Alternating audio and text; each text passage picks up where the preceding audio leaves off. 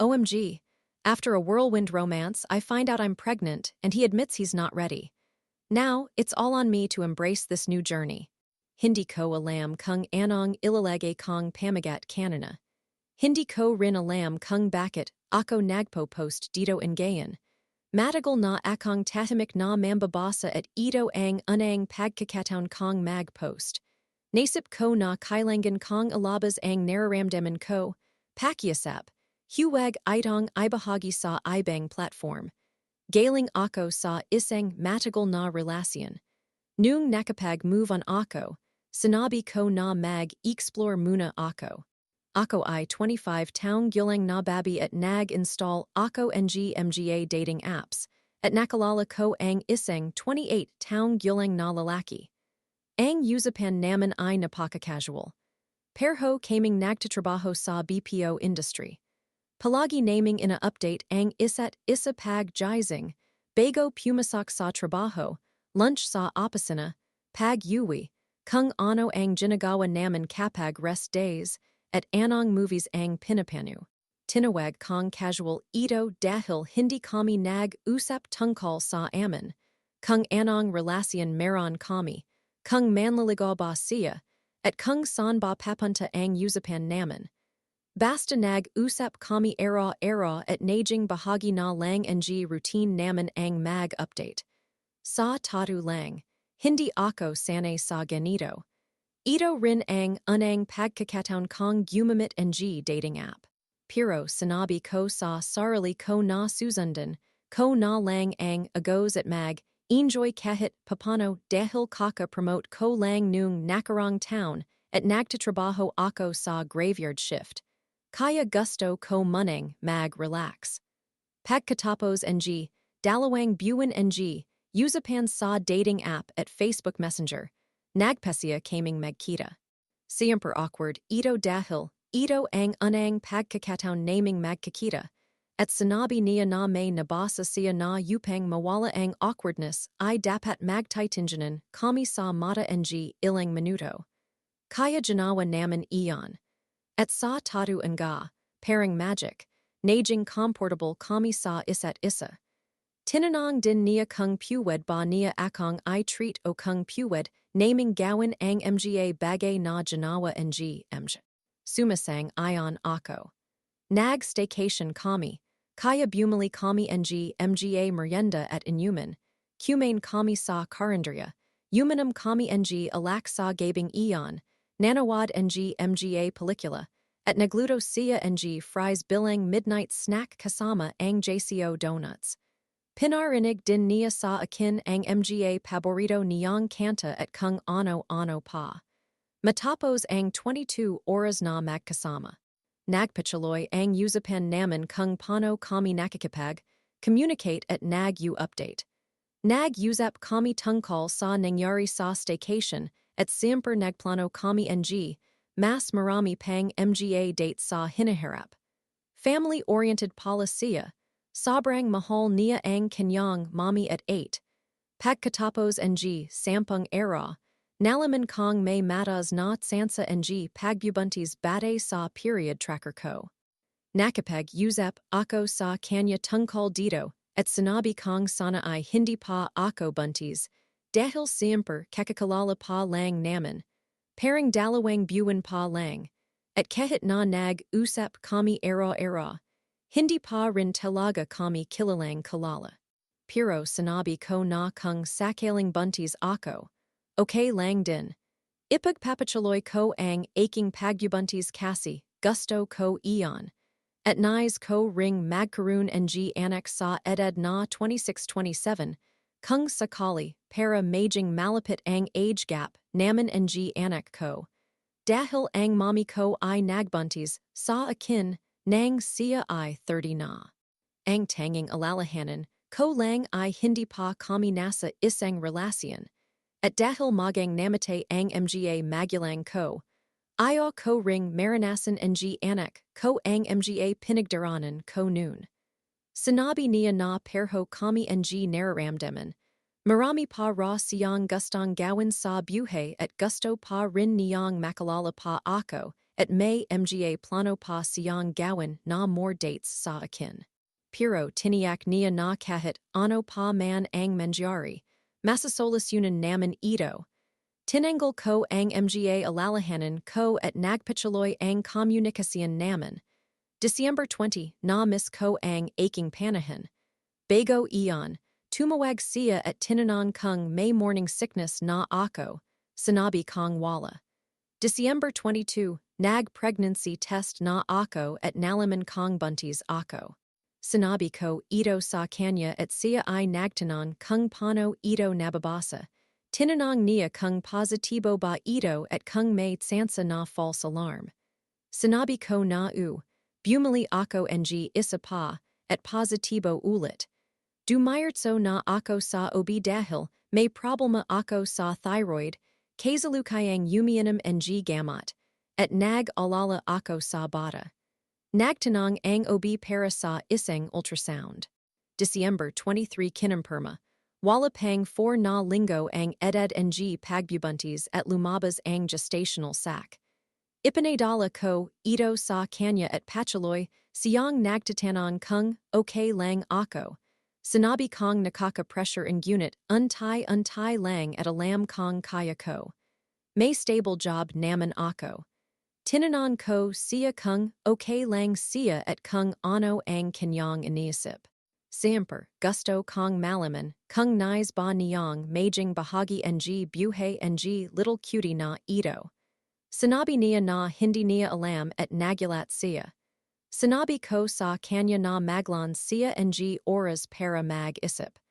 Gusto niyang makapag-usap sa akin ng personal sa weekend kung hindi ako tutuloy umuwi sa aming probinsya. December 28. At sinabi kong tutuloy ako kaya sa enero 4 kami. Nagkasundo kami na makapag-usap ng personal. Pagbalik ko, nagkita kami ang unit hindi na naman ito natalake. Natulog lang siya sa bahay dahil galing pa siya ng shift at ako rin may shift noon. Nag-chat ako sa kanya pagkatapos na hindi kami nag-usap. Ano na ang plano niya? Sinabi niya na iniisip pa rin niya ito. Binigyan ko siya ng oras at nagpatuloy ang pag-usap naman. Inu update ko rin siya sa mga kaganapan gaya ng ultrasound. Check-up sa OB. At mga gamot na iniinom ko. High risk ako kaya dapat extra ingat dahil sa mga thyroid problems na namana ko sa mommy ko. Umiinom din ako ng dufastin tatlong beses sa isang araw. Isang beses, tinanong niya ako kung handa na ba siyang majing ama at kung hindi, ano ang gagawin ko. Sinabi ko sa kanya na kung handa na siya, basta andiyan lang siya. Kailangan lang niyang makita rin ako dahil sobrang hirap ng first trimester sa akin at kailangan ko ng kasama. Bilang isang independenteng tao, wala akong kasama sa bahay. Kung hindi siya handa, siyempre masakit, pero kakayanan ko, ipagpapatuloy ko ang aking pagbubuntis. Maharap kasi inasahan ko na nandiyan siya. Basta ang sabay ko. Kung hindi siya handa, dapat sigurado siya dahil kung magbago ang isip niya sa hiniharap. Sa tingin ko hindi ko siya papayagan makalala ang aming anak.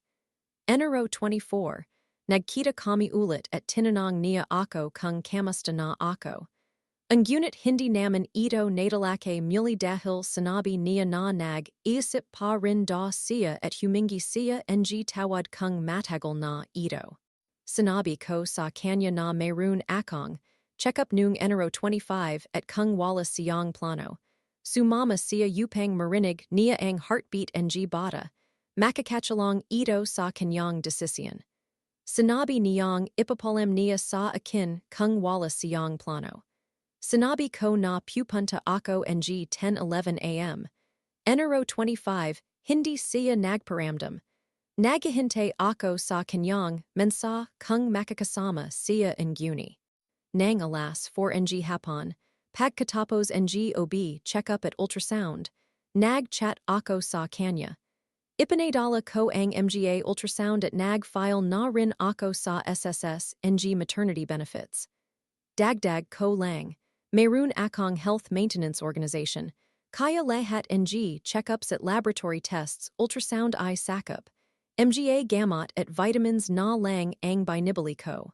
Napuno ako noon at sobrang emosyonal din ako dahil narinig ko ang heartbeat NG bata. Nag-progress at nagbubuntis ako. Sobrang saya ko. Ngunit siya walang mensa. Nag-reply siya na nahulay siyang nagizing.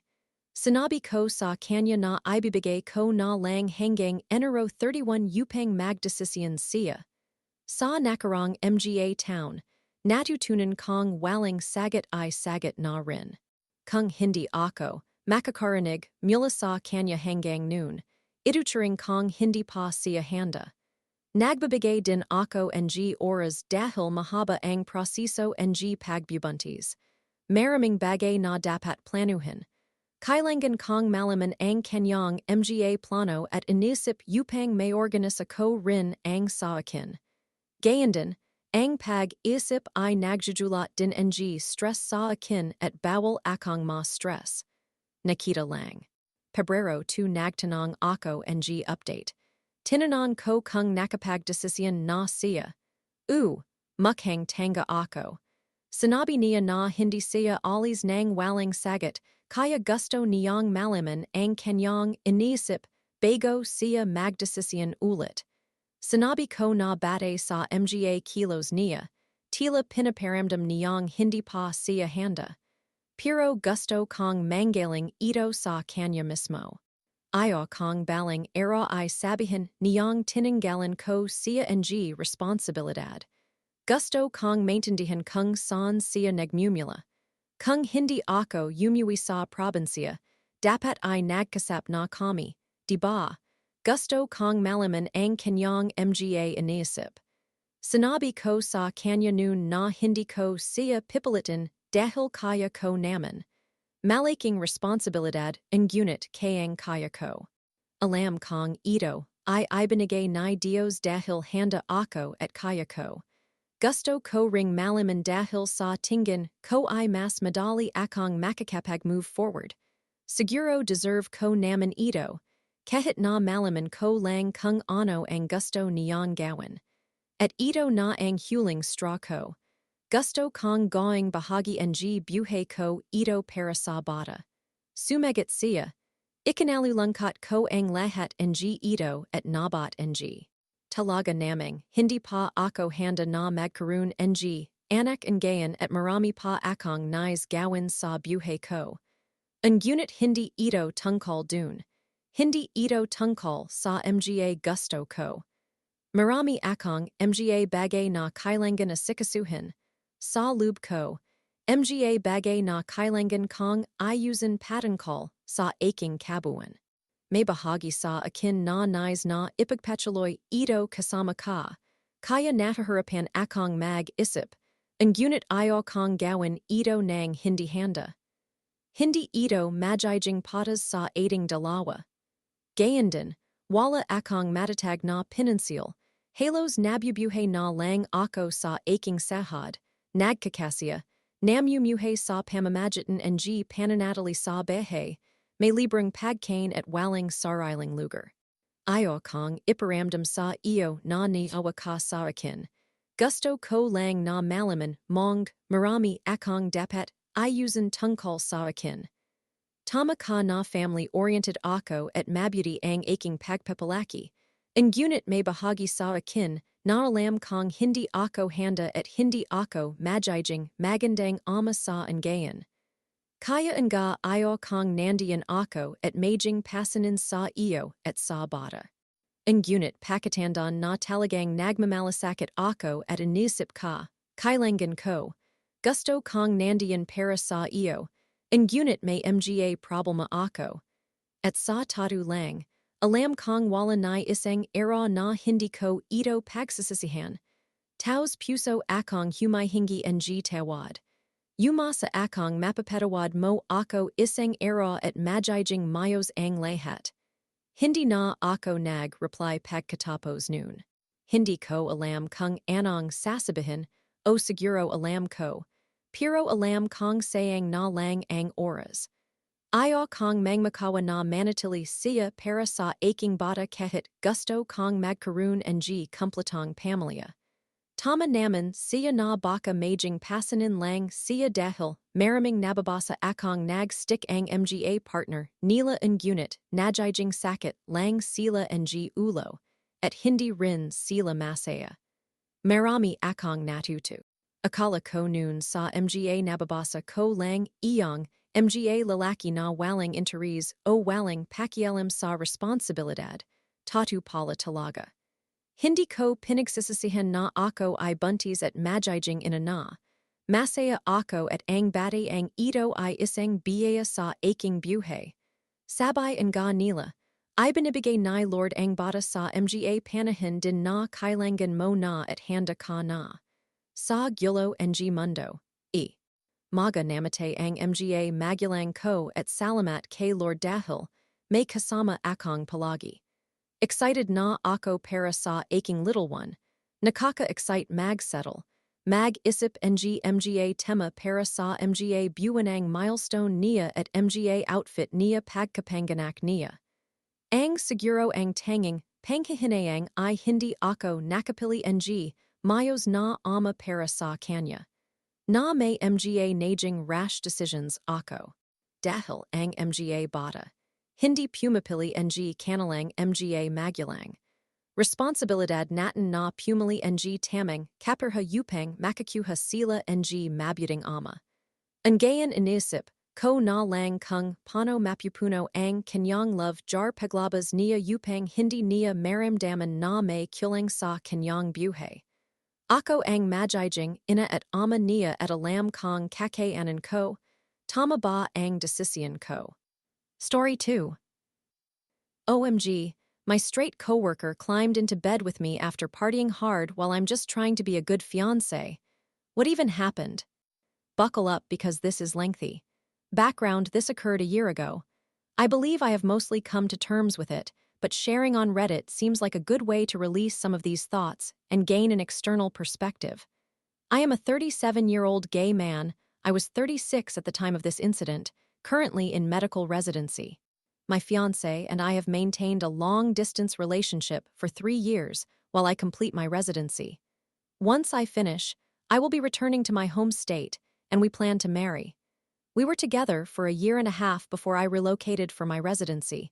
He could not accompany me due to complex family issues that are not pertinent to this narrative. Although the long-distance situation has been challenging, we frequently travel to see each other, and we have managed to make it work. I would never betray my partner or do anything to undermine our relationship, and I trust that he would never do that to me either. Our communication is excellent, and although the distance has been difficult, we have been successful in navigating it and are excited about getting married later this year. It is also important to mention that I do not consume alcohol. I was raised in a culture where drinking was not practiced. I have no issues with alcohol or others who drink, but I have never participated and lack any interest in it. My upbringing in a non-drinking environment means I do not have much experience around intoxicated individuals, which will become relevant later. Residency training following medical school involves incredibly long hours, high stress, and significant challenges.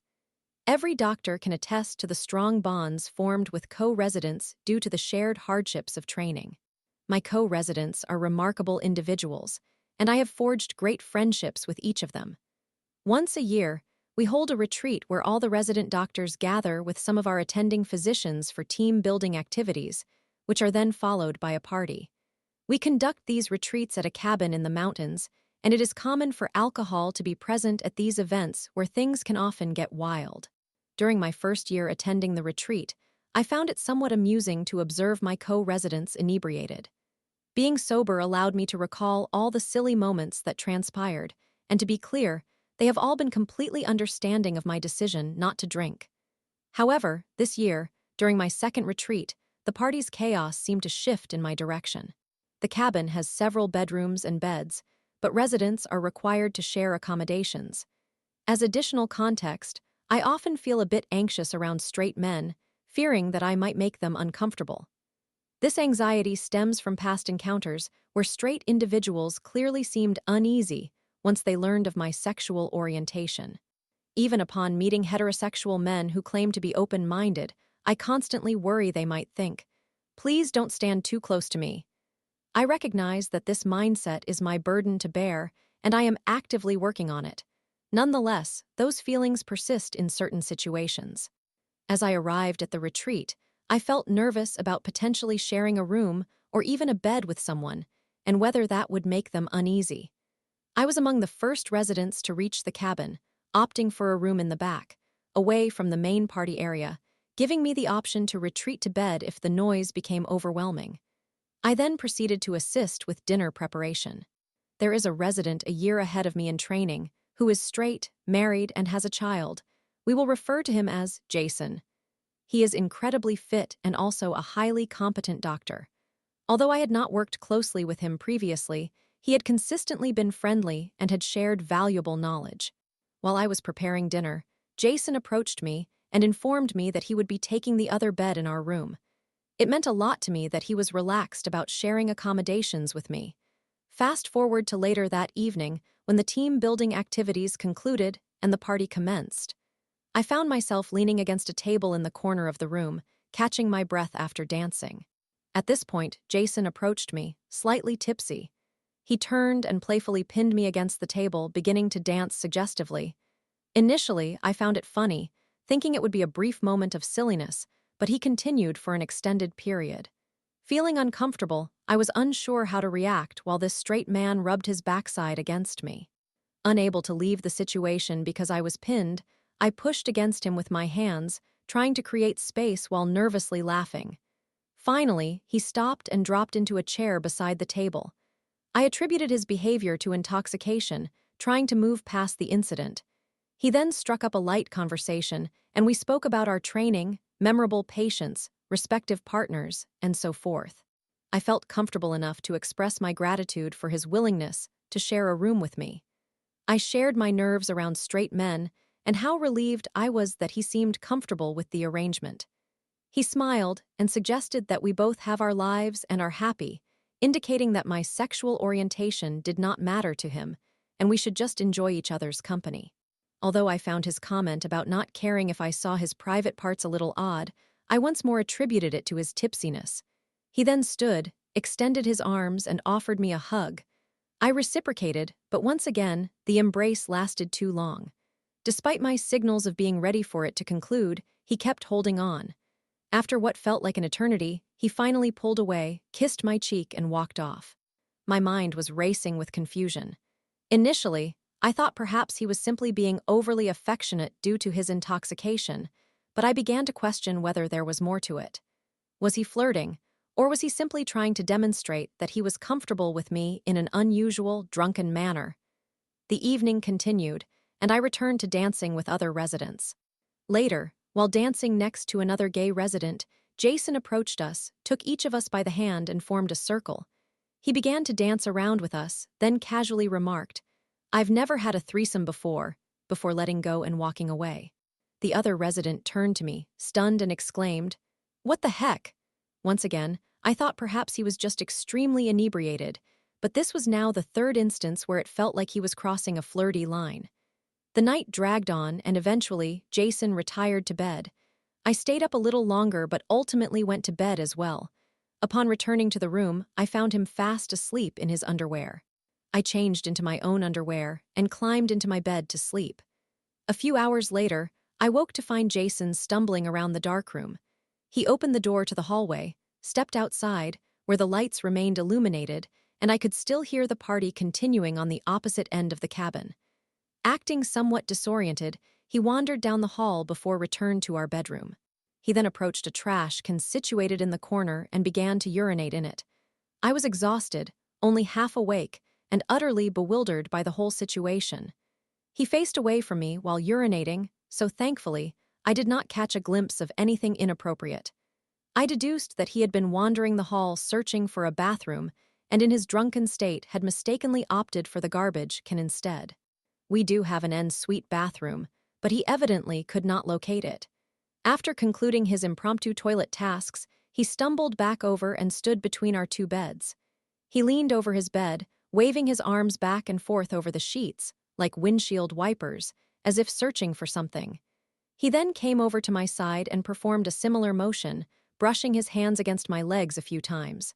Subsequently, he climbed into my bed, pressing his shoulder against me. At that moment, I was in sheer panic. It was around 3 a.m, and I was uncertain about what was transpiring.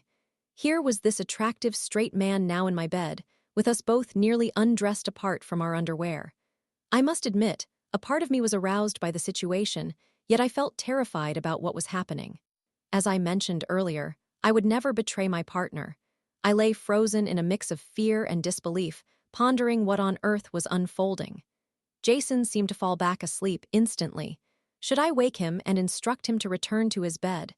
Should I get up and crawl into his bed to escape him? Was he trying to initiate something, or was he merely so inebriated that he mistook me for his wife?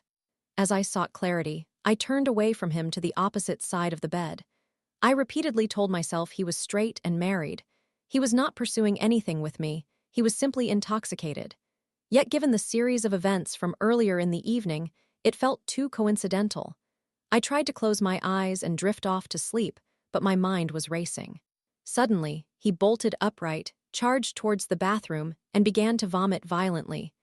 I felt sympathy for him, but considering the circumstances, I hesitated to rush to his aid while both of us were only in our underwear. What if he attempted to embrace me again? I was still uncertain about his motives. I feared he might attempt to return to my bed, so I pulled the sheets up where he had thrown them off and arranged them into place to make it appear as though he had been absent from my bed. I then pretended to be asleep. He cleaned himself up at the sink and then stumbled back into the room, thankfully this time returning to his own bed. We both eventually fell asleep. The following day, I woke up earlier than Jason, opting to do yoga, and by the time he arose, we were ready to engage in our training activities again. As noon approached, the retreat drew to a close and many residents departed. However, since the cabin was reserved for an additional night, some families were invited up, including Jason's wife and son. I was on my way to the airport to collect my partner, who was flying in to spend the weekend at my apartment. I briefly greeted Jason's wife and baby boy and said goodbye to him. I considered discussing the previous night's events with him, but he seemed to behave entirely normally, and given that he had been ill earlier, I assumed he likely remembered nothing. Therefore, I saw no value in bringing it up. However, as he passed by, he touched my arm, which felt oddly inappropriate. I wondered what he would think upon discovering a trash can filled with urine in the corner of the room, undoubtedly emitting a foul odor. After picking up my partner at the airport, I recounted absolutely everything. I shared how dirty and strange I felt, as if I had done something wrong. He found it all hilarious and laughed at the situation, expressing that he had no concerns regarding any of it. He also dismissed it as Jason simply being intoxicated and disoriented. Nonetheless, I continued to harbor guilty feelings about the encounter. Reflecting on it over the next few months, I realized that my guilt stemmed from feeling slightly aroused when he slipped into my bed that night. I have tried to remind myself that attraction and arousal are natural feelings outside of my control. However, what I can control is my behavior, and I did not engage in any wrongdoing or reciprocate any advances. A few weeks following the retreat, I found myself working in one of our outpatient clinics with a pharmacist for training. Coincidentally, Jason was also working there, seeing patients. At one point, he approached the pharmacist I was with to inquire about a medication. After that discussion, he looked at me. Although he wore scrubs, I was in business attire. He beamed at me and remarked, "Wow, don't you look so handsome and sexy in that outfit," before turning and walking back into the room with his patient. My mind spun again. What could this imply? Up until now, I had attributed all his odd behavior from the retreat to inebriation. Yet here he was, entirely sober, and it seemed like he was flirting with me again. I recognized that among residents, we share a close bond. We often engage in playful banter.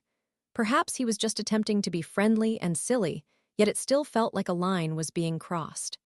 I doubted he remembered anything from the retreat, and none of the other residents appeared to recall the incidents. I spoke with the other gay resident present during the threesome comment, and he had no recollection of it either, as he himself had been drunkenly unaware. Still, I couldn't help but question what was happening. Was Jason genuinely straight? Was he perhaps bisexual? Maybe he was a closeted gay man. Did the alcohol draw forth a hidden aspect of himself that led to flirtation? I acknowledged he was inebriated, but everyone is still accountable for their actions when under the influence, and I couldn't shake the feeling that if I brought this to light, it could potentially be classified as sexual harassment. I did have a conversation with another resident about Jason, who suggested that he enjoys the attention he receives from gay men and women alike. Given his dedication to fitness and an impressive physique, she speculated that he thrives on receiving validation for all his hard work. Perhaps he was simply seeking some affirmation from me and found amusement in teasing or flirting. Nevertheless, after his sober comment in the clinic, I couldn't help but feel dirty. My partner remains unconcerned about any of this, finding it both hilarious and bizarre. Since that incident, I haven't interacted much with Jason, and he eventually graduated and moved on to another medical position. I have not seen him in approximately 8 months. I am set to graduate in a few months, planning to return to my home state to marry and commence my role as an attending physician. The likelihood of crossing paths with him again seems minimal. Am I overreacting regarding my feelings of discomfort about all this, or do Jason's actions toward me feel peculiar and beyond mere intoxicated behavior?